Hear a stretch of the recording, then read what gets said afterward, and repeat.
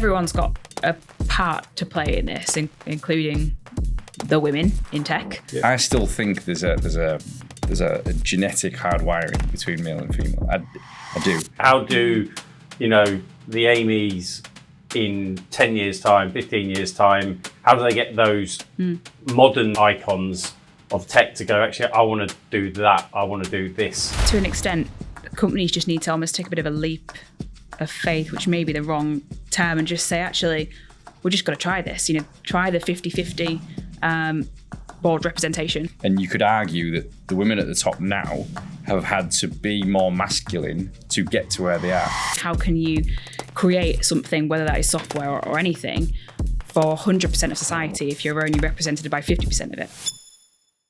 Hi, I'm Steve. I'm the Digital Director at Spectrum Digital. Spectrum combine three things: hardware, software, and expertise. And our mission in life is to unlock the potential of your people.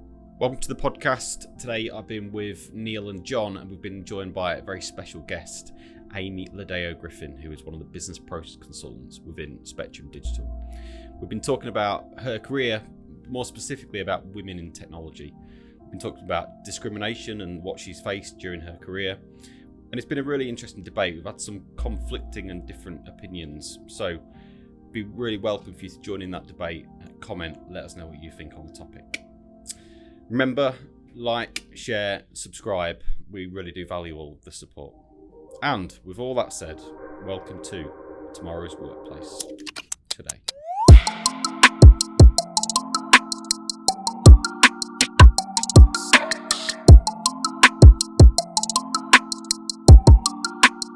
Welcome to Aimee Le Deaut-Griffin, who is one of our business process Is this actually consultants. it?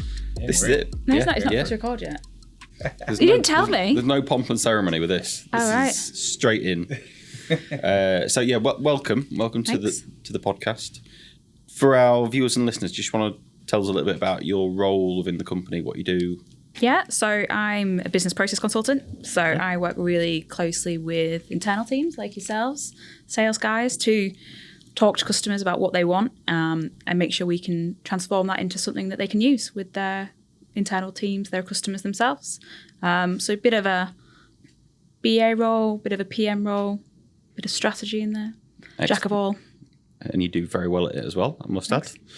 I'm going to ask this, try not to make it sound like an interview, but can you just give me a little bit about your background before joining Spectrum, how you kind of got into your career? Yeah, it's kind of one of those that I just sort of fell into, to be honest. So I studied business at uni. Probably didn't really know what I wanted to do, but thought I need to make a sensible decision here about something that has longevity in my career. So did business, left uni, and I really didn't want to get a serious job. So I thought, you know what, I'll go live in China for a year, travel the world. Again, tried to be a sensible decision that I thought I could learn Mandarin and become this whiz kid. Go on then. Give us some Mandarin. Ni hao. God, I could have asked Neil to say that. I can tell you I love you, but I'll be lying. Again, hopefully a sensible business decision, but it served the purpose of seeing the world. And then really I got back from there and was offered two job opportunities, one being in recruitment and one going into kind of like a tech consultancy, change management, project management consultancy. And you've never looked back? I've never looked back. I don't quite know how I made the decision looking back, but just took the right one at the time, I think. Yeah. So do you think you did? Reflecting then? Yeah, I think so. I mean, you always have days where you're like, oh God, why the hell did I pick this career? I want to go and be a librarian and put things in alphabetical order. But yeah, I think so. We've had a good varied career in tech. So I think the benefit of working in tech is that you're not working on the same thing over and over again. It evolves over time. So I started working on big SAP implementations, which evolved into automation, which then automation evolved into robotic automation as well. So it's a varied career for sure. Okay.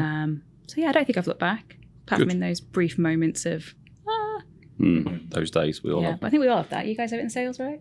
Oh yeah. Yeah. Definitely. Every day. Probably more often than I'd want.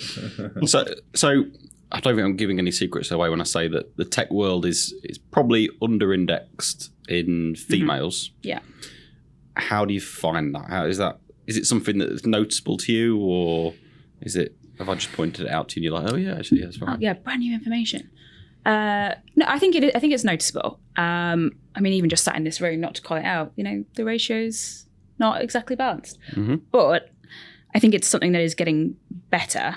I think the balance is leveling out. But it also depends where you look in tech. I think people, sometimes women, sometimes naturally move towards the project management side of tech rather than the developer side of tech. And I don't know why that is. I would speculate that maybe it's due to lacking role models that you can visibly look around in your career and go, oh yeah, there's an awesome girl who can code. I don't recall seeing that much. I think it's growing. We have some very good female developers in our own team. So it is something that's getting better. But historically for me in my career, it's probably lacking the knowledge that could be achieved by a woman. Okay.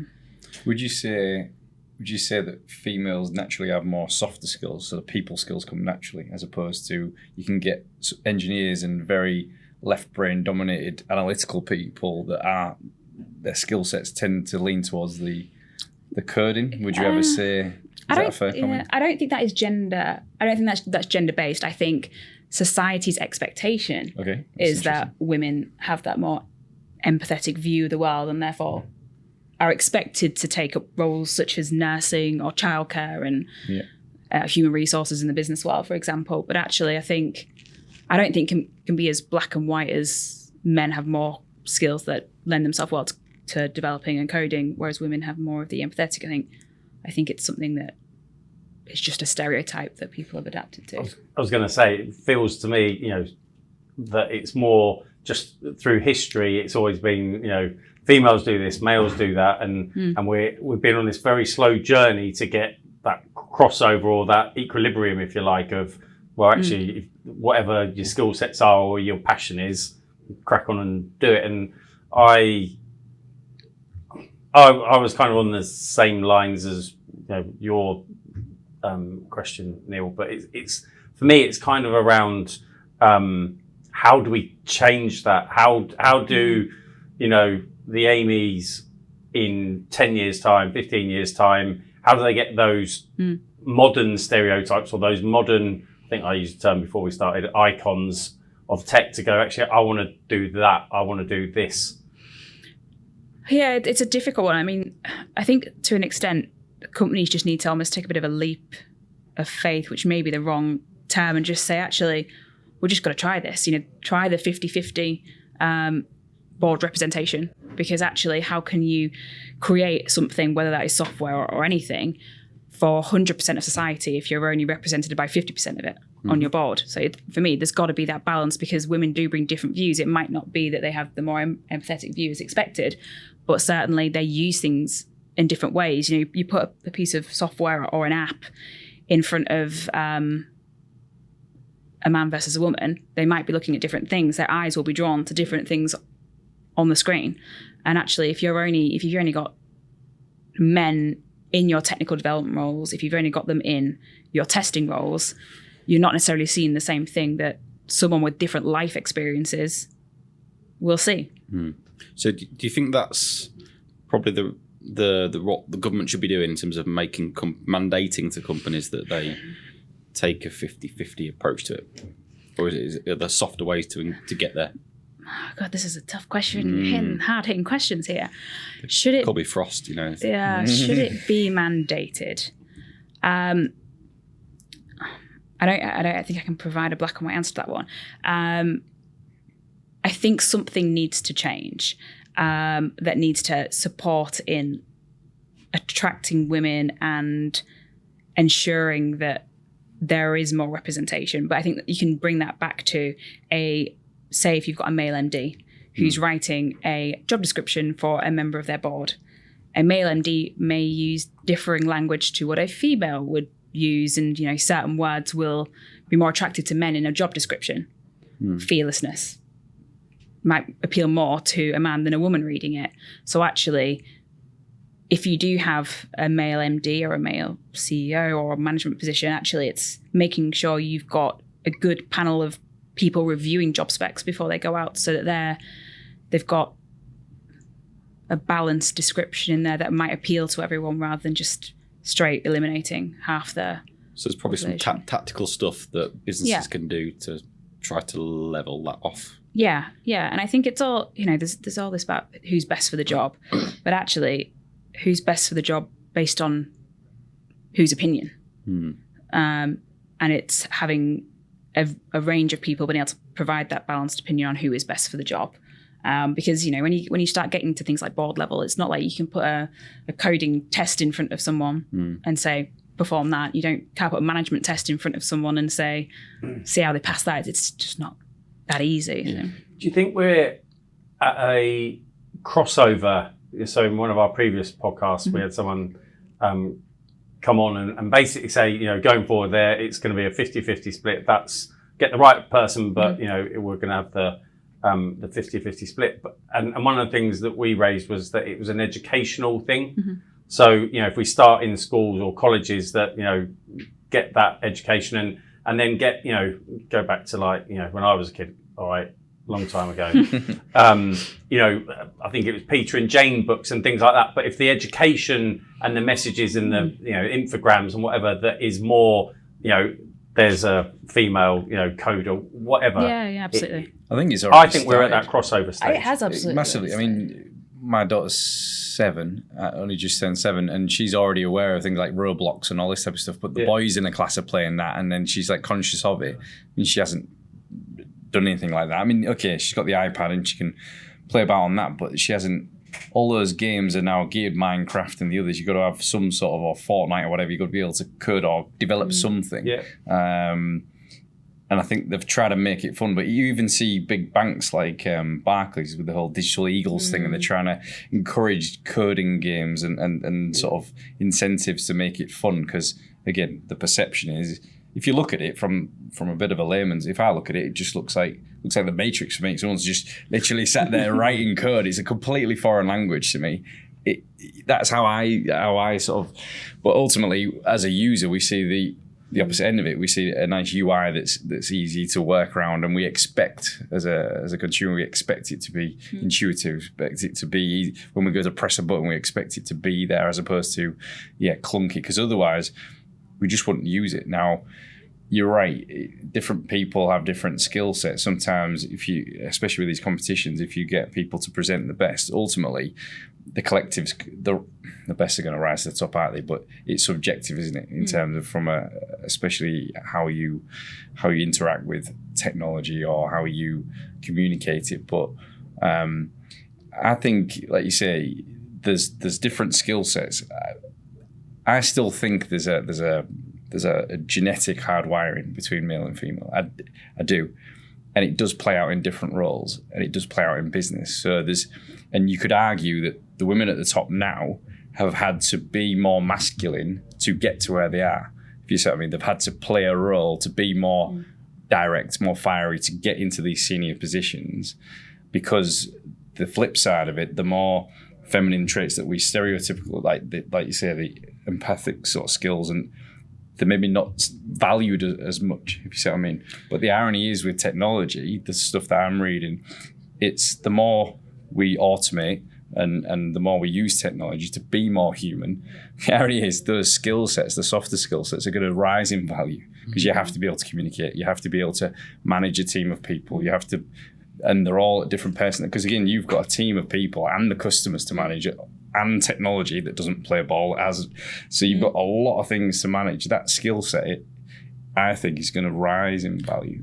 So that as a role, that empathetic element, you think is going to become more important within technology as robots, RPA, etc. starts to, because it's the users, because again, the tech, if you think about it, when we implement solutions a lot of the time, it's not because the technology can't do it, it's because you've got some people within the stakeholder group that's fearful that it'll go wrong, or they've got a lot of baggage around other previous projects that they might have done 5-10 years ago, and they're trying to project it forward again. And we're trying to, so without even testing it, the bringing that prejudice forward. Those are all the soft skills that kind of need managing. It's okay giving them a sort of an issue tracker and saying, Is right, that a do male, this. female thing, Neil?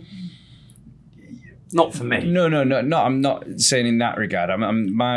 For me, the male female thing comes down to genetically where that our brains are wired and how that generally divides people. Because again, you can look at other sectors, but specifically within tech, it's throughout, I don't know, last 20, 30 years, if you like, it has naturally moved. Now we're talking about consciously trying to correct that slightly, sort of saying, well, actually, a lot of these developers are male. How do we get more females in there? Okay, what will that bring?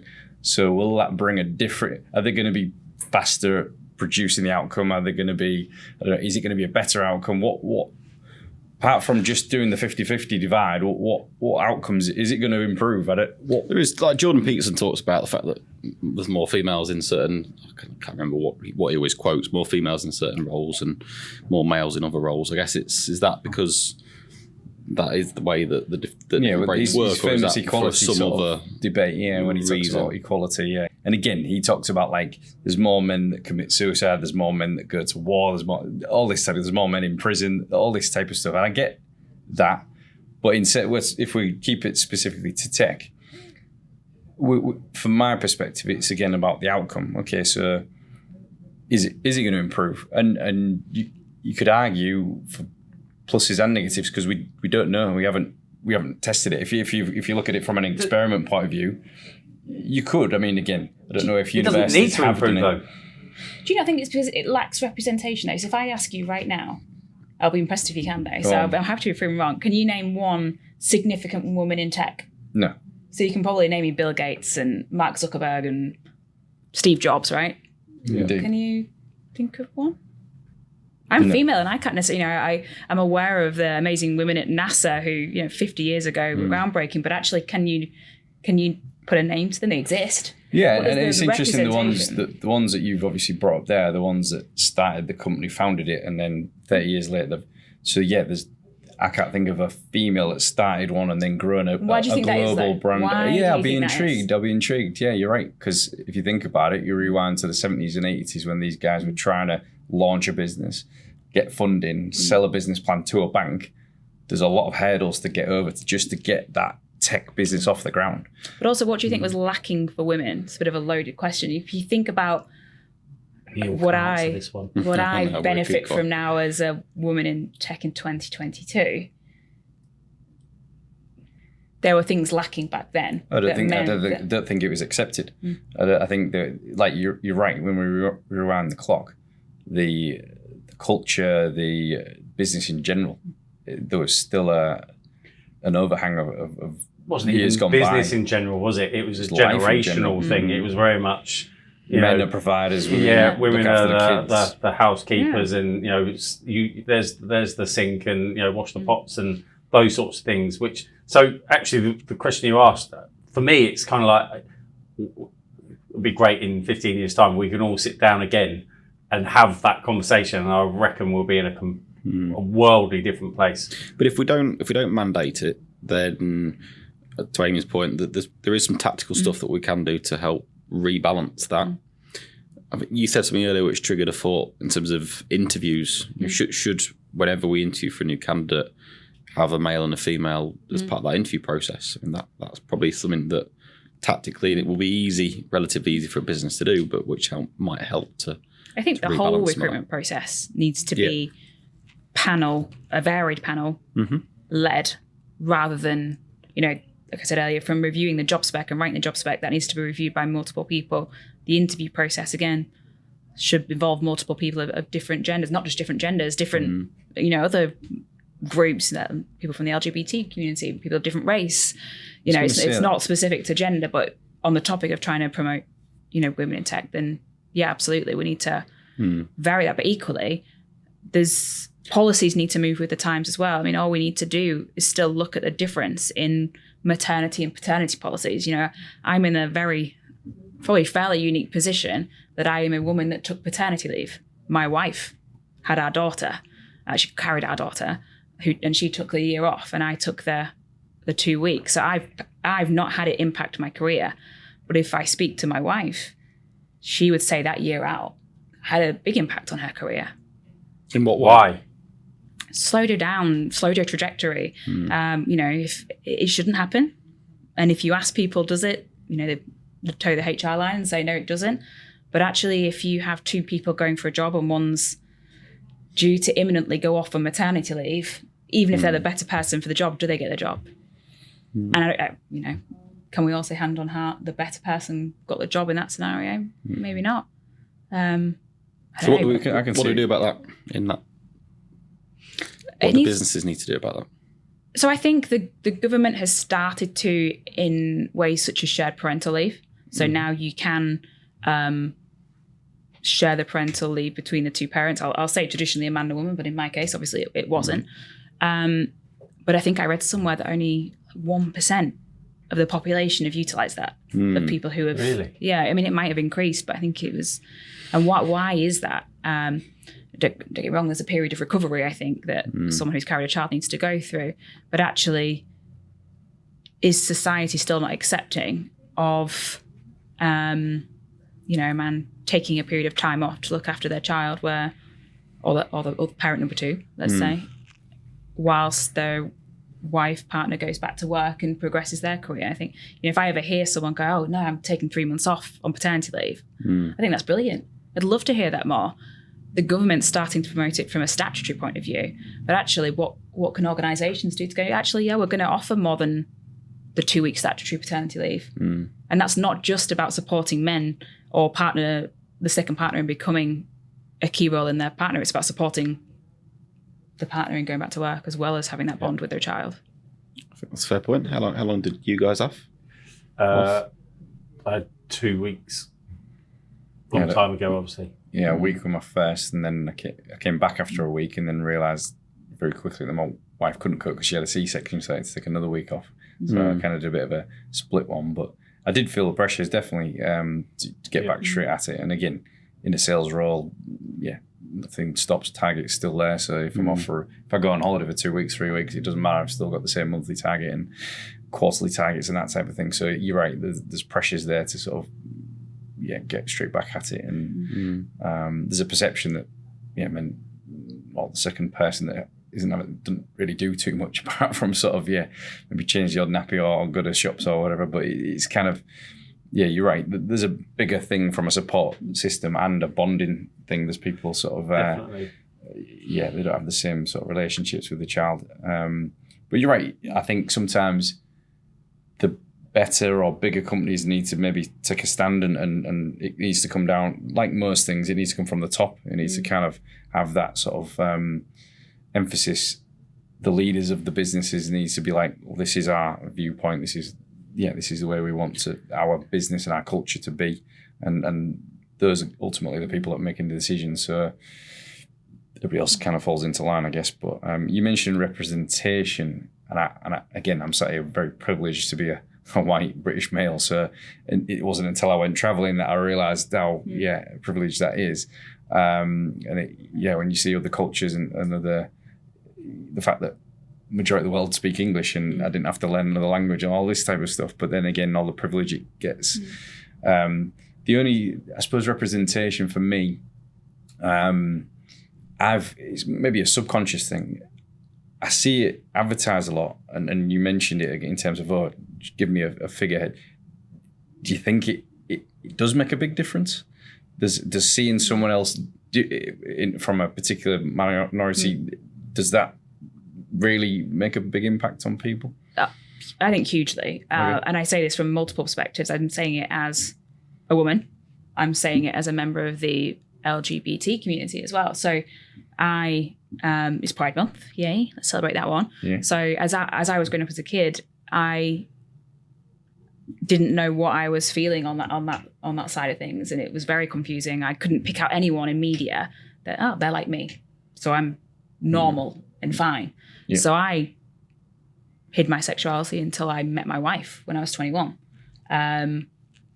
Probably curious for a very long time before that, but I denied it because I was like, I'm not normal. There's no one out there like me.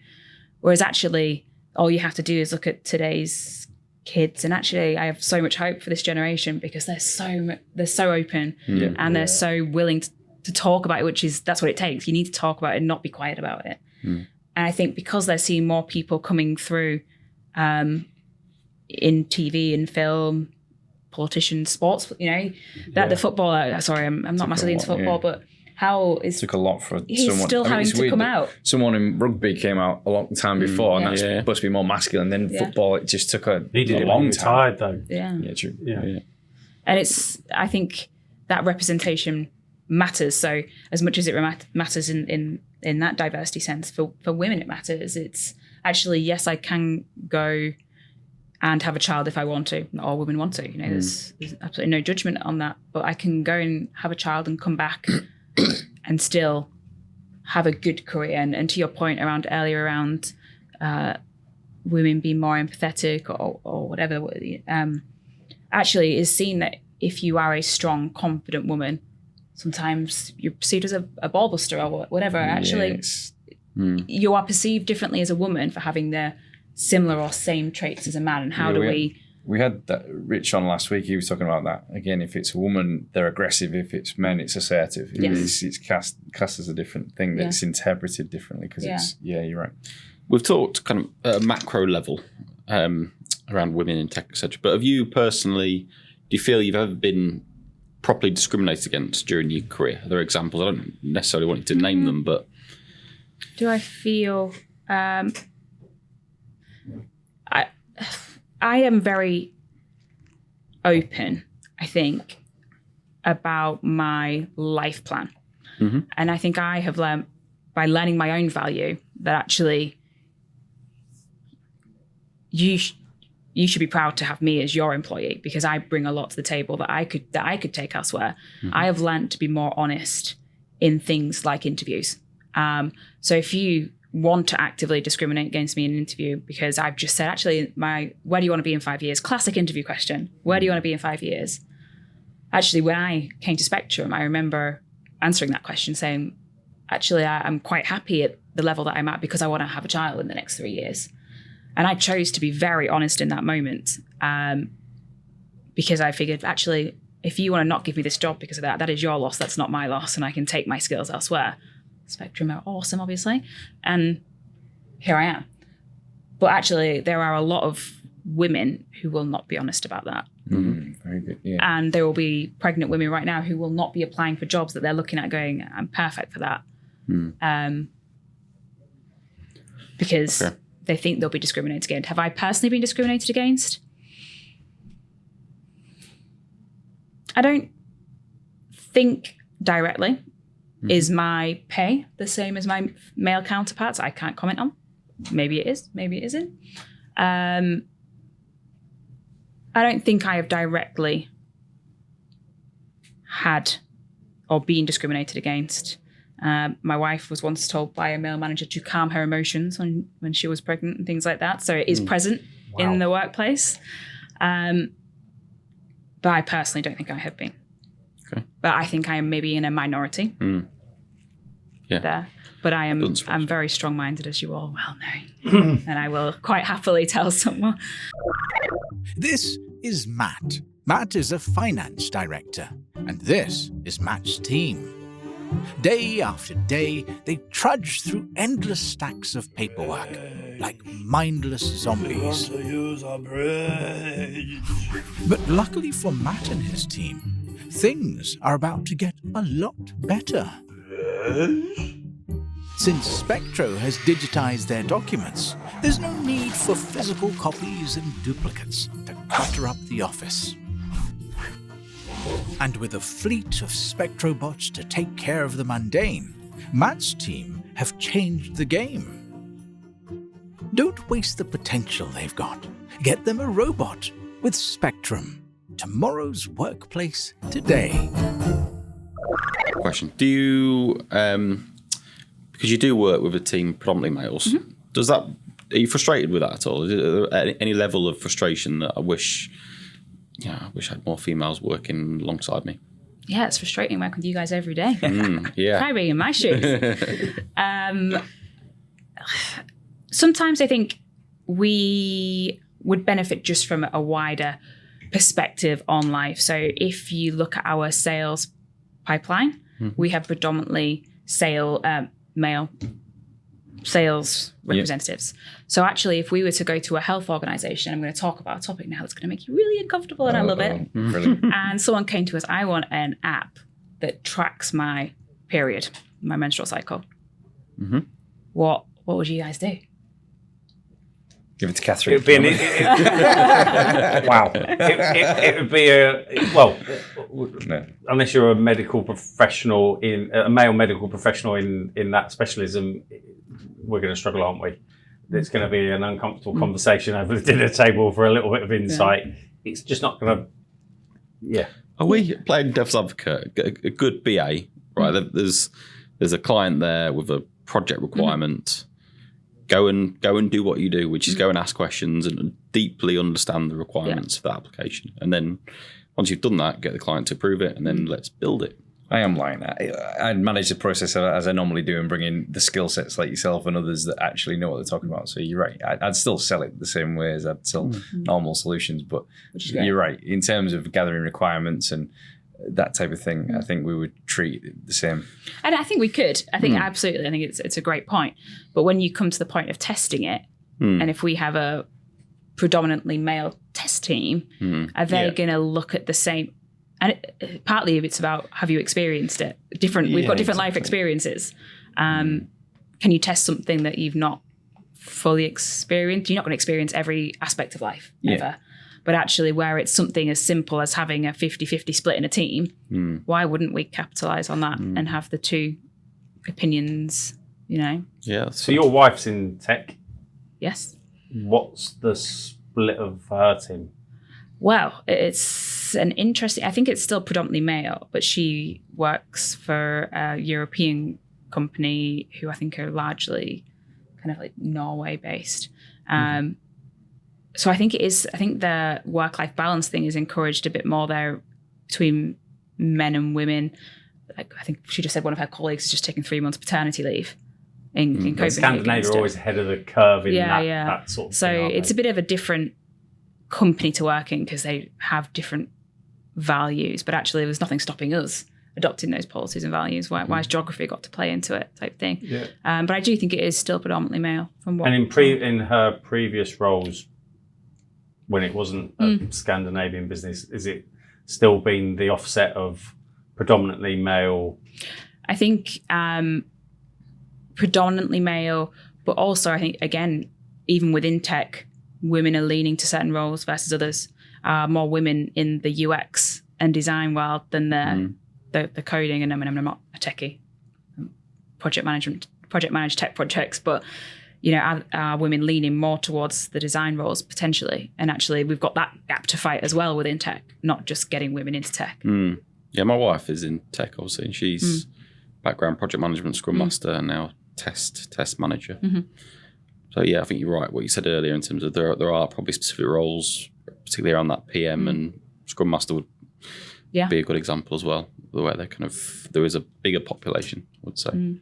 I think it's growing though. So to use another family member, my cousin, I'm going to get challenged now, and if she sees this video, she's going to tell me off. She's in her 20s, let's say, and she did a degree in a completely different subject. She has just gone on a very intense, I think, 6-week coding course and just completely done a quick career switch, which is great. The fact that there's stuff out there that enables you to do that, and she's landed a great job with a fairly significant consultancy firm. So it is growing. It's just how do we get more women in that direction? But what made her do that? So she got a degree in something. Photography. In photography. Yeah, arts-based. Yeah. And then suddenly, maybe not suddenly actually, she then said, do you know what, actually, I'm going to go and do coding. What was the driver behind her doing that? I guess. I mean, why she went into photography, I think it's probably because something she enjoyed. Initially, you do something you enjoy. If you don't know what else to do something you enjoy, right? And you should probably always have a career in something you enjoy. Otherwise, it's going to be a long life. But I think it's probably on those, again, lacking representation. Did she know she could do it, actually? And then over the last 10 years of being at uni, graduating, going out into the wide world, realizing there's a lot bigger world out there than what you originally knew. And come back to your point around education, it absolutely starts young, and it's starting so much younger. Like my 3-year-old came home the other day and said, so when I grow up, in the summer I'm going to drive an ice cream van. In the winter, I'm going to be a nail varnisher, but on Fridays I'm going to be a doctor. Awesome. She's 3. I know, great business plan. She's clearly thought about the summer and winter environments. But actually, the fact that she said on a Friday she wants to be a doctor, and back when I was a kid, in your books, your nurse was female and your doctor was male. And the fact that that's even in her mindset, for me, is a big step forward. You're right, because you do get pigeonholed, don't you? You're good at this, so you'll do that. And then you're right. I get that. I mean, I was just trying to think from a representation point of view. Again, the only way I can relate to this is recently, about a year ago, I found out that I was dyslexic. And again, there's a big movement around neurodiversity and things like that as well. So for me, I'm always now going, okay, shit, I'm not stupid. I can actually do that. And actually, there's the big poster child of Richard Branson and things like that. So it's the only way I can relate is that. Because other than that, apart from being an Arsenal fan up north, is I'm in the minority, not the minority. But it's I think you're right. As humans, we like to make sure that we've got that support system. There's people around us that are like-minded, and again, sometimes it can be a bit top-heavy in one direction. And again, the only other time I remember, and again, it is a cultural thing, and there is maybe a north-south divide slightly, but I did equality diversity training when I worked for Hull City Council. This was probably 16, 17 years ago. And it's very interesting to sort of see how things, when you're brought up as a child and culture, you just accept. But again, context and seeing it from someone else's point of view, I think is massively important across all those different facets, like you say, religious, cultural, whatever. And then again, ultimately, whether we're working in a business together to create something, we're solving customers' problems, it matters when people have different opinions and value. And you're right, not a lot of the time people don't have that strength that you maybe have to voice the concerns. They maybe bury it a little bit and it gets lost in. So creating an environment where it's safe for people to have their opinions and then feedback, I think but we can build that into the process, I guess. Especially with what we're doing in tech, it kind of, you're right, it kind of comes back to the sort of design right at the beginning, doesn't it? We can build in certain things that says, right, we need to have a 50-50 split, or we need to have this experience, that experience. And then can I ultimately, I'll play devil's advocate to the group on this in terms of representation? Because where do you stop in terms of making sure that you've got representation across all the different minorities? Because you could say, right, dyslexia is a good example, and you've talked to me in the past around the benefits that people with dyslexia bring. So you could say, right, at the board level, we need to have somebody with dyslexia as well. And then where do you stop? Because you could keep going down lots of. I think the irony it just becomes a box ticking exercise. Some of those stuff, it could be. I think you've got to understand, what are the benefits? And again, a lot of the time when we're talking about these different sort of minorities, we see a lot of the negatives, and there's a lot of negative slang, there's a lot of negative connotations. It's like, okay, so let's bury that. What are the positives? And sometimes, so if I'm talking personally, the stats blow my mind slightly. It's like 1 in 5 people are dyslexic, but the education system's completely failed us, and we just get pushed to one side. So for me, very early on, I was like, I'm not academic. I can't do this. I can't read and write, and I can't spell very well. So I pushed myself into the physical side of it. And luckily, genetically, I was quite strong and fast. So I could do all the sports side of things.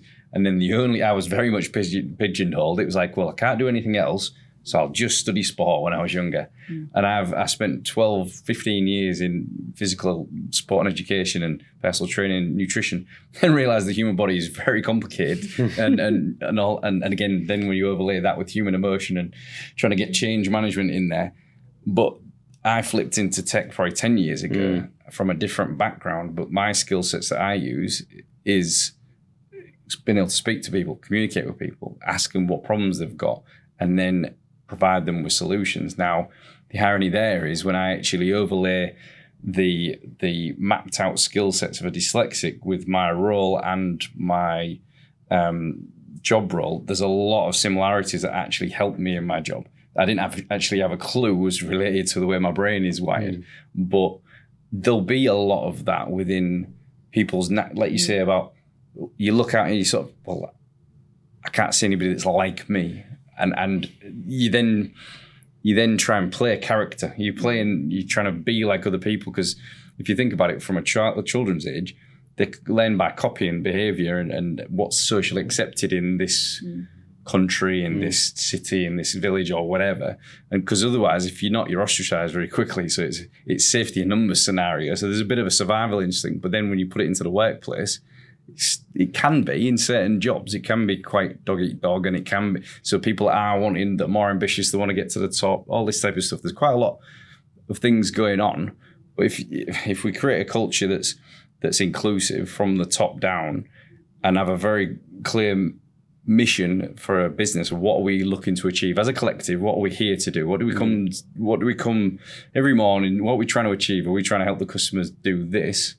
And then what, like Rob talks about, get the right people on the bus. Doesn't matter whether you green, yellow, purple, whatever it is. Like, let's get the right people that have the right skill sets that complement each other, that collectively we can actually deliver this. And that's the desired outcome. It's about building a well-rounded team, though, isn't it? With different competencies. You know, if you had a football team full of Messis, 100%. then they probably wouldn't be a brilliant team, actually. It's about people who have got... the team is greater than the whole, than the sum of its parts, kind of thing. So how do you get that? Aimee, you've worked in like a number of different organisations, size and public sector, private sector, size, turnover, etc., whatever. How would you approach it? As in, does the board need to have all of the different, representations, do there need to be, for bigger companies, it need to be like a council, for instance? Because in my head, I'm thinking we're not huge, but if we had like potentially, a group that sort of advised from within, do you know what, well, this is what we should be doing. In my world, sometimes it doesn't necessarily matter how the board is constructed, if the policies are, provide equality and so that we get all the different skill sets. How would you? I think everyone's got a part to play in this, including the women in tech, the men in tech, but also the company itself. So you're absolutely right. Policies need to be in place to provide people with the best working environment, to make it the most open working environment. And I don't just want to make this specific to, having kids. It's around flexible working and working, maternity, paternity, flexible working policies, things like, some companies have got, period leave dates because, if you're feeling unwell, things like that. So it's about having the policies that support it. So that's what I think the company can do. To your earlier point, should it be mandated 50-50? It's a really difficult question. Probably, yeah. We've tried the other approach for the last however many centuries and probably not quite nailed it yet. So actually, what have we got to lose by trying the mandation, and seeing how it works? You mentioned education previously, because I know here we do like the insights wheel, don't we? We understand the colours, and that's, again, how to communicate with people. I don't think we've done like any quality diversity, because again, I remember until I went on that course in 2006, didn't have a clue. And it did open my eyes. It definitely changed my thoughts around things. It's a great tool, that, for relating to people that are different to you, and it gives businesses a language to be able to have that conversation. And it's about being aware of what you're not aware of. So unconscious bias is a huge thing. You don't consciously. Yeah, I get that. And equally understanding things like imposter syndrome, which is something that I think is quite misunderstood. And I don't think just women suffer from that, but I think a lot of the time it is women who think, well, why am I in this role? Actually, I'm not the right person. But actually, yeah, you are the right person. You've just not seen another you doing it, type thing. Yeah. So I do think policies, education. So yeah, let's do e-learning. Let's do courses where we all, talk about. Let's all get in a room and have a workshop. So you've probably learned something from me today. I've probably learned stuff from you over the last, months. And actually, if we don't get together as a group and discuss our own personal experiences, how do we expect our people to understand it? So why don't we spend more time together talking about it? But equally, it's about giving people the opportunity to develop as well and the time. So I'm a PM, and my developers do a great job of bridging that gap to me where I don't have the technical knowledge. But actually, I would like to sometimes step down into the technical a bit more and understand it. But do I have the capacity to do so? So it's about creating capacity for your staff to take that time out and try and bridge that development gap as well, as in any role, not just tech. And then the people themselves have to do something. If you want something, you've got to say it. That's, if you don't ask, you don't get. Naturally, by sharing your experiences and saying to, I don't know, even the likes of HR, actually, I don't agree with that policy. You're wrong. Can we go out and see what the rest of the country/world is doing? Everyone plays a part. So obviously what we do is automation, experts in automation. So where does automation fit into this story, do you think? I think it's about creating capacity within your workforce that enables you to have better policies. So if you can automate your processes so that someone can work a 4-day week instead of a 5-day week, because actually there's a robot doing it on the 5th day. Or actually the robot does it every day, and you're doing the complex tasks, and in your Monday, Tuesday, Wednesday, Thursday, and you've got Fridays off, whatever day it is, there's technology behind the scenes doing the core of the role. Then actually it creates that availability for people to take the time they need with their families, with their partners, or even developing, taking mental health days, because again, that's something that isn't discussed enough either. So automation has a huge part to play. Technology in general has a huge part to play, and it's just making sure that companies know how they can capitalize on it. It's not about necessarily reducing your headcount. It's about allowing people the time to do what they need to do to serve themselves and the business better. How does where do you see automation helping? So we've spoken about recruitment and 50-50 percentages, etc. How could automation help in that area? God, JV, hard stuff. Well, what about because obviously we've got all the Indeed. I've been looking for a job for a very long time, so I don't know them all. LinkedIn jobs, etc. Can automation, can software? I know the answer, but I'll let you answer it. Can that help organisations go and find a diverse group of, applicants or targets, if you will? I think recruitment is always a very difficult topic because, out there where they're getting hundreds of applicants for a job, there are absolutely computer algorithms in the background that read someone's CV, and if it doesn't match on keywords, sorry, you're out. So it's a really difficult one, recruitment, because some people will think, actually, if someone's taken the time to submit an application, they deserve a personal review. But again, a personal review could be reviewed by a man and a woman who are looking for different things. So actually, maybe a robot is best placed in that scenario to CV scan and pick out keywords and statements and see if they're a good match to our values. It's probably a dividing topic, that one. But equally, there's nothing stopping us going and scouring LinkedIn for, I want a BA. But actually, I want someone who, do they express interests in, do they post about diversity? Do they post about something that is of particular value to us? Are they actively in groups that promote women in tech? Do they, are we looking for women that have joined coding groups and things like that? Actually, robots could go out there and scour LinkedIn or whoever and say, actually, we've found this person out there who's potentially a good match that maybe us Googling, LinkedIning ourselves wouldn't find. So. I certainly think with natural language processing and that evolving technology can be used a lot in recruitment and taking some of that unconscious bias away, actually. Yeah. Certainly in those first early rounds of recruitment. Yeah. Good. All right. Well, thank you very much for your time, Aimee. Thanks for joining us. Thanks for having me. Very insightful. Hollywood podcast over here. Naming lights at last. At last. Brilliant. Thanks very much. Thank you.